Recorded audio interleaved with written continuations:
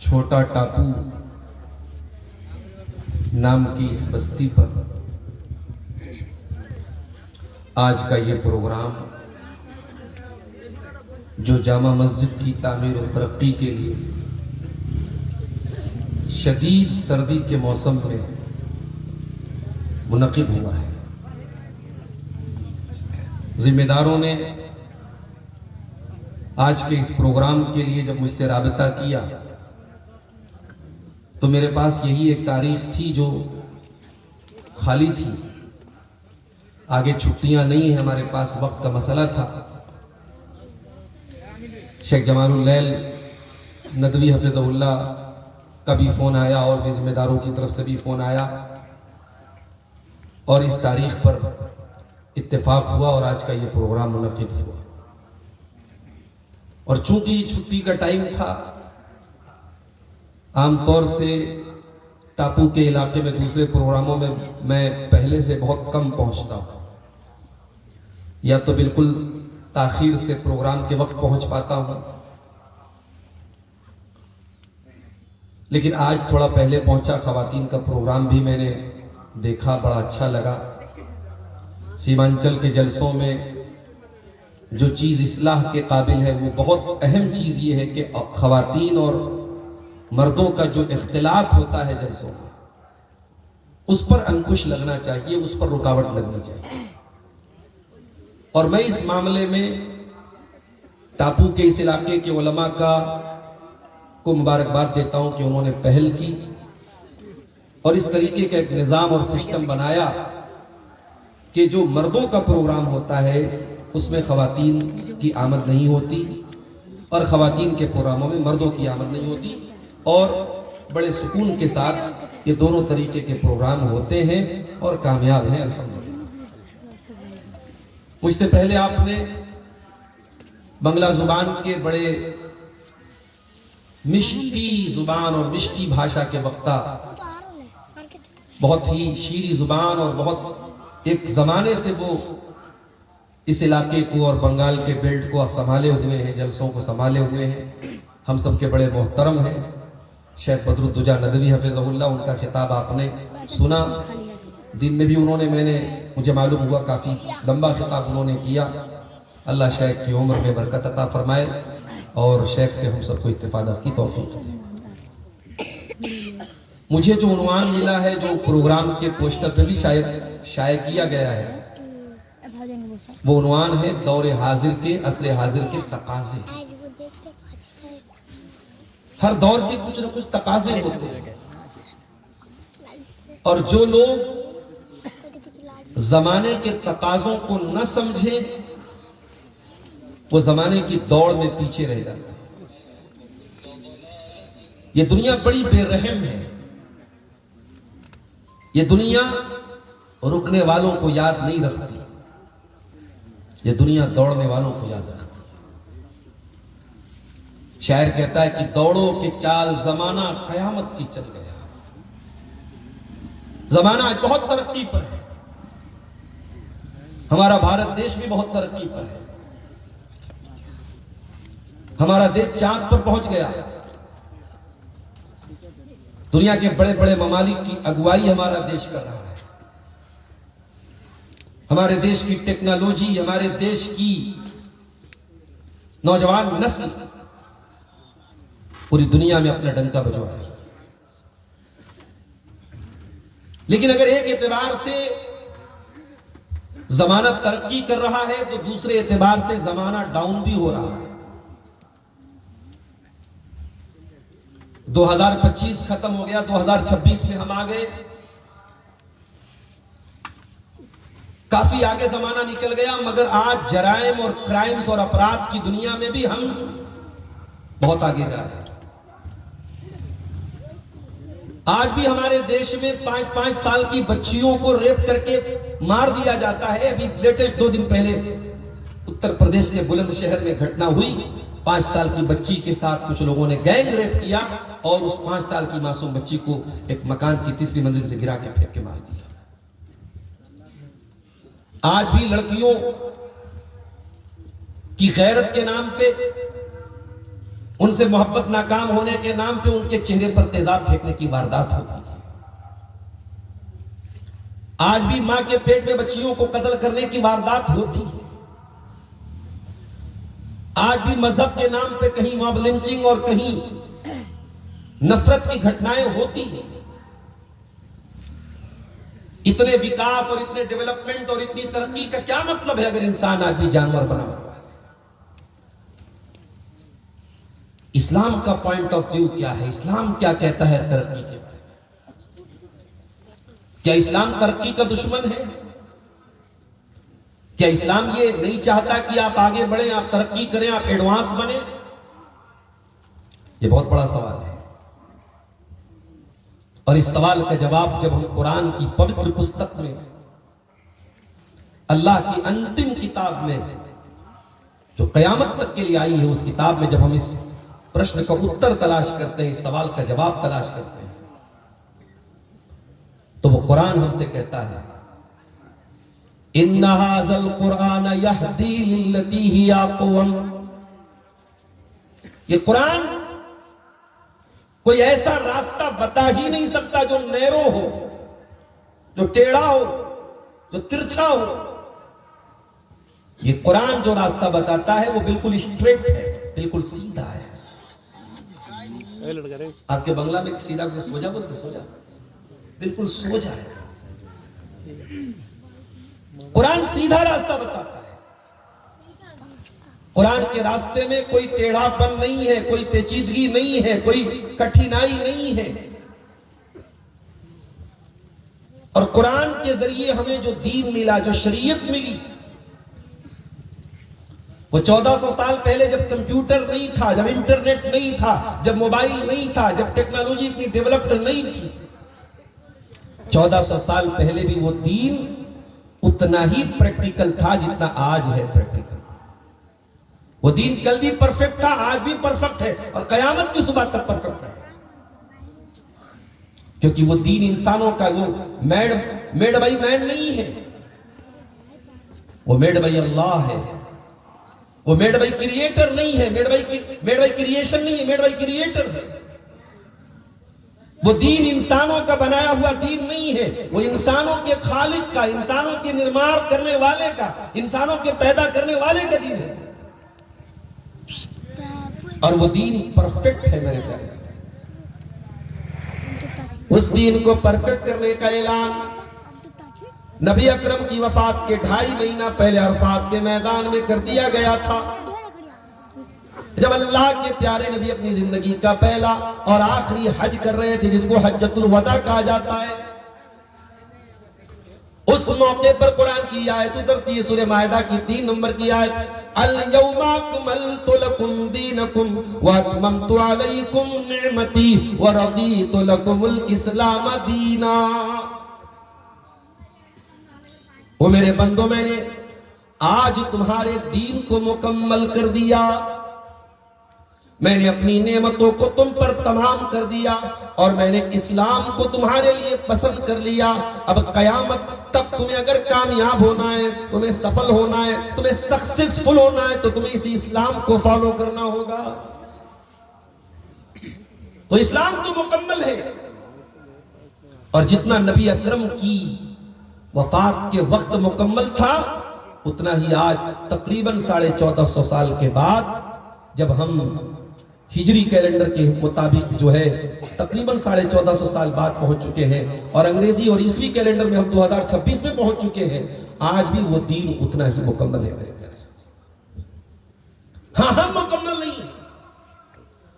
1400 साल पहले जो सहाबे किराम थे, नबी का कलमा पढ़ने वाले, वो उस दीन के परफेक्ट फॉलोवर थे। वो जबान से जो बातें कहते थे उस पर अमल करते थे। जिस तरीके से कुरान में इस्लाम नजर आता था, हदीस में इस्लाम नजर आता था, सहाबा की जिंदगियों में भी इस्लाम नजर आता था।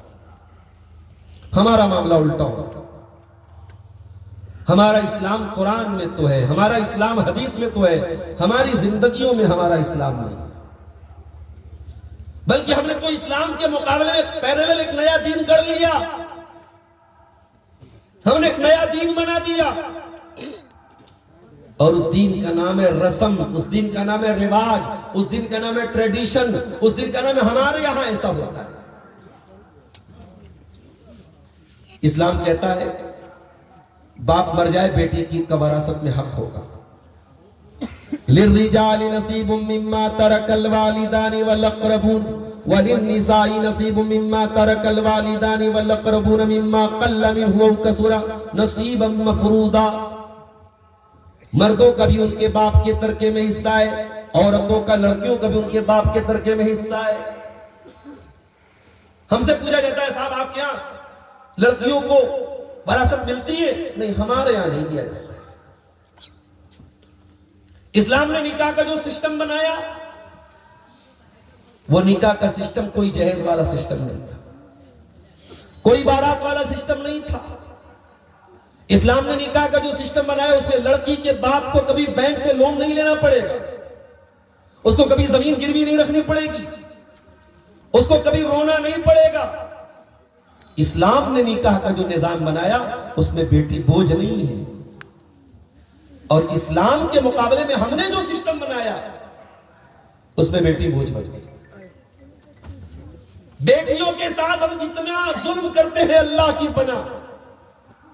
सबसे बड़ा अत्याचार तो हम बेटी के साथ बताए क्या करते हैं? बेटी जब पैदा होती तो उसका सबसे पहला हक है कि हम उसकी पैदाइश पर खुश हों। हम तो ये हक भी नहीं देते। अरे जिसको 2-3 बेटियां हो तो लोग तो उसको ऐसी रहम की नजर से देखते हैं, ऐसी दया की दृष्टि से देखते हैं जैसे बेचारा बड़ा मजलूम है। अच्छा आप खाली बेटियां हैं, अल्लाह, बड़ा अत्याचार हो गया भाई इसके साथ। इसको केवल बेटियां हैं, बेटा नहीं। बेटी पैदा होती तो हॉस्पिटल की नर्स भी बेचारी वो डर डर के कहती है माफ कीजिए बेटी हुई है। ये सिस्टम कौन बनाया? इसको किसने बनाया? इसको हमने बनाया। वल्लाह मोहम्मद रसूलुल्लाह सल्लल्लाहु अलैहि वसल्लम के दीन में बेटी बोझ नहीं होती है मेरे प्यारे साथी। जिस समाज में बेटी बोझ थी, जिस समाज में बेटियां जन्म लेने के बाद कलंक मानी जाती थी, मार दी जाती थी, गाड़ दी जाती थी, जिस समाज में बेटी का बाप बेचारा अपनी शक्ल अपने समाज को नहीं दिखाया करता था, कुरान कहता है वइज़ा बुश्शिरा अहदुहुम बिल उन्सा ज़ल्ल वजहु मुस्वद्दन व हुवा कज़ीम। जिस बाप को लड़की पैदा होने की खुशखबरी सुनाई जाती है, जिस बाप से कहा जाता है तुम्हारे घर में लड़की पैदा हुई है, बाप का चेहरा काला पड़ जाता है। बाप अपने गम को छुपाता है कि क्या करूं, एक ही रास्ता है, या तो बेटी को जमीन में जाके लेके गाड़ दूं या बेटी को पालूंगा तो समाज में जलील होना पड़ेगा। उस माहौल में अल्लाह ने अपने नबी को बेटियों का बाप बनाया। नबी को बेटे भी हुए मगर बेटा कोई जवान नहीं हो सका। बेटी 4-4 जवान, नबी 4-4 बेटियों के बाप बने, लेकिन नबी के बेटों में कोई जवान नहीं हो सका। मा काना मुहम्मदुन नबा अहदिन मिन रिजालिकुम, मोहम्मद सल्लल्लाहु अलैहि वसल्लम किसी मर्द के बाप नहीं है। वलाकिन रसूल अल्लाह, वो अल्लाह के रसूल है। व खातमन नबिय्यीन, आखिरी नबी है। 4 बेटियों के बाप बने अल्लाह के नबी। और आपने बेटियों को सिर्फ पाला नहीं, बेटियों को प्यार दिया, मोहब्बत दिया, एहतराम दिया, सम्मान दिया। मुझे किसी ने बताया मौलाना जरा इस पर भी बात कीजिएगा, हमारे यहाँ बेटी का बाप कभी रिश्ता लेकर नहीं जा सकता। हमारे यहाँ बात थे, इसी छोटा टापू के लोगों ने मुझे बताया मौलाना हमारे यहाँ लड़की वाला कहीं रिश्ता लेके नहीं जाता है, वरना लोग समझते लड़की के अंदर कोई है। अल्लाह अकबर। ओ बेटी वालों, तुम्हारी बेटी जनाब मोहम्मद रसूलुल्लाह की बेटी से ज्यादा कीमती तो नहीं है। तुम्हारी बेटी हजरत उमर फारूक की बेटी से ज्यादा कीमती तो नहीं है। हजरत उमर अपनी बेटी का रिश्ता तलाश करें, अल्लाह के नबी अपनी बेटी का रिश्ता तलाश करें, और तुम समाज में ये रिवाज बना दो कि नहीं साहब बेटी का रिश्ता तलाश करना ये बहुत बड़ा पाप है। नबी ने 4-4 बेटियों को पाला, सबकी शादी भी की, सब अपने घर को गई, दामाद भी आपको मिले, नवासे भी आपके घर में पैदा हुए। आपने 4-4 बेटियों का हक अदा करके दुनिया को ये पैगाम दिया, वो लोगों बेटियां बोझ नहीं है, बेटियां तो रहमत बन के आती हैं। आपने दुनिया को मैसेज दिया, मनिबतुलिया मिन हाज़िहिल बनाती शैअन कुन्न लहू सित्रम मिनन नार। जिसको अल्लाह ताला बेटी देकर के आजमाता है, जिसके घर में बेटी आती है एक इम्तिहान बन के आती है, एक परीक्षा बन के आती है, क्योंकि बेटा तो वो होता है जो आपके साथ रहेगा, आज भी साथ है, कल भी साथ रहेगा। बेटी वो है जो जवान हो जाएगी, एक दिन उसको विदा करना पड़ेगा, उसको जवानी तक पालना पोसना होगा, उसके हुकूक का ख्याल करना होगा, और एक दिन उसे इज्जत के साथ विदा कर देना होगा, उसे अपने घर से रुखसत कर देना होगा। ये बेटियां बहुत बड़ी परीक्षा लेकर के आती है। जो इस परीक्षा में पास हो गया, जब बेटा होता है तो हम खुश होते हैं। किसी ने बड़ा अच्छा जुमला कहा कि जब बेटा होता है तो हम खुश होते हैं, और जब बेटी होती है तो अल्लाह हमसे खुश होता है। हमने तो उल्टा कर दिया मेरे भाई, हमने बेटी को बोझ बना दिया। जिसके घर में बेटी है, 4-4 बेटियां हैं, गरीब आदमी जाके पूछो, उसका बुढ़ापा जवानी नहीं आ जाता है, उसके माथे पर चिंता की लकीरें साफ नजर आ जाती हैं। और आपने समाज का सिस्टम क्या बना के रखा है, लड़की खूबसूरत है तो पहले रिश्ता आ जाएगा। और इसी समाज में यहां तक मैंने लोगों के मुंह से सुना है कि लड़की को तो वो पढ़ाता है जिसकी लड़की थोड़ी निमल हो, थोड़ी 19 हो, थोड़ी शक्ल सूरत में कम हो, वो लड़की को पढ़ा। हम क्यों पढ़ाएंगे, हमारी लड़की तो खूबसूरत है।